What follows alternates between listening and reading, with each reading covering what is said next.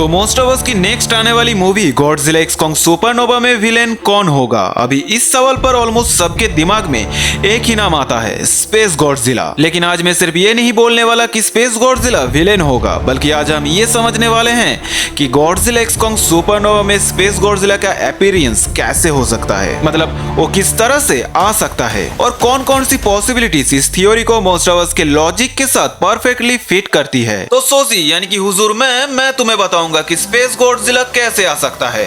आज हम हर एक पॉसिबल थ्योरी को डिटेल में डिस्कस करेंगे और मुझे ये बताते हुए बेहद खुशी हो रही है कि स्पेस गॉडजिला ऑफिशियली कंफर्म हो चुकी है। मतलब मुझे तो पोल 2 ने ही इंफॉर्मेशन दिया है, बाकी देखते हैं।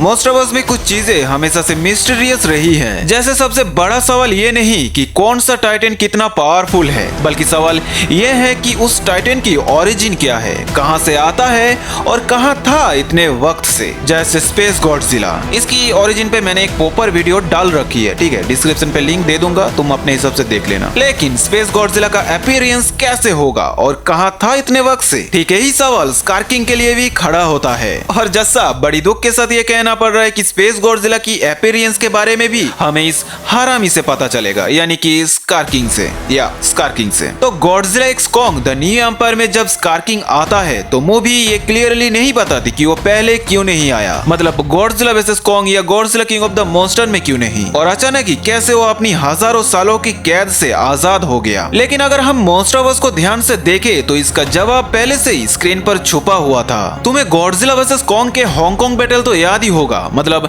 इसे कोई कैसे भूल सकता है। मॉन्स्टर्स फाइट का सबसे बेस्ट फाइट था ये। तो जब कॉन्ग होलो अर्थ के अंदर एशियन टेंपल में खड़ा होता है, उसी वक्त गॉडजिला सरफेस से अपना एटॉमिक ब्रेथ फायर करता है। ये नॉर्मल अटैक नहीं था, ये ब्रेथ जमीन को चीरते हुए सीधा होलो अर्थ तक पहुंचता है और ये एक कंफर्म विजुअल इवेंट था। गॉडजिला का एटॉमिक ब्रेथ होलो अर्थ को डायरेक्टली हिट करता है। जिस जगह कॉन्ग खड़ा होता है वो सिर्फ एक थ्रोन या टेंपल नहीं, बल्कि वो एक एशियन टाइटन स्ट्रक्चर था जो होलो अर्थ के एनर्जी सिस्टम का पार्ट था। और जब गॉडजिला का बीम उस स्ट्रक्चर को तोड़ता है तो सिर्फ एक जगह नहीं टूटती, बल्कि पूरा होलो अर्थ का बैलेंस डिस्टर्ब हो जाता है। और ये बिल्कुल लॉजिकल है कि ये टेंपल सिर्फ एक टेंपल नहीं, बल्कि किसी चीज को सील करने का एक सिस्टम भी हो सकता था, और वही चीज थी स्कारकिंग द फकर।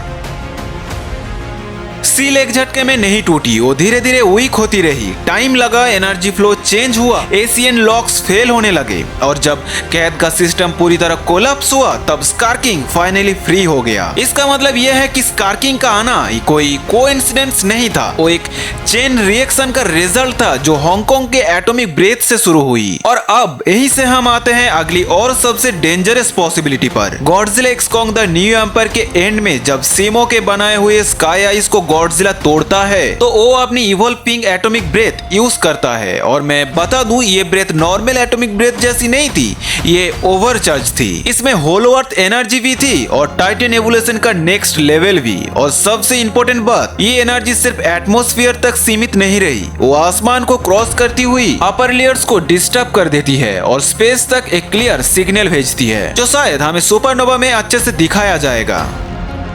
अब यहीं पर एक बात समझना जरूरी है, मोस्ट ऑफ अस में पहले भी एक बार ऐसा हो चुका है जब अर्थ से एक पावरफुल सिग्नल गया था तो स्पेस में मौजूद एक अल्फा प्रेडेटर ने उसे सेंस कर लिया। इसी लॉजिक पर अगर स्पेस में कोई ऐसा क्रिएचर पहले से एग्जिस्ट करता हो जो टाइटन एनर्जी को डिटेक्ट कर सकता है तो ये सिग्नल उसके लिए एक इन्विटेशन जैसा होगा। और यहीं से स्पेस गॉडजिला की थ्योरी परफेक्टली फिट बैठती है। स्पेस गॉडजिला का अर्थ पर आना ये नहीं होगा कि वो अचानक पैदा हो गया, बल्कि ये ज्यादा लॉजिकल है कि वो पहले से ही स्पेस में एग्जिस्ट करता था, डोरमेंट ऑब्जर्विंग वेट कर रहा था। और जैसे ही गॉडजिला ने अपनी सुपरनोवा लेवल एनर्जी रिलीज की, स्पेस गॉडजिला ने अर्थ को सुन लिया। उसके लिए ये सिग्नल एक मैसेज था जो उसे सीधा अर्थ पे लेके आएगा, क्योंकि अर्थ पर एक अल्फा है जो कॉस्मिक लेवल पावर तक पहुंच चुका है। और जहां अल्फा होता है वहां चैलेंज भी आता है। और इस थ्योरी को और स्ट्रॉन्ग बनाता है मोस्ट ऑफ अस का पैटर्न। स्कारकिंग तब आया जब सील टूटी, किंग गिडोरा तब आया जब सिग्नल मिला और स्पेस गॉडजिला तब आएगा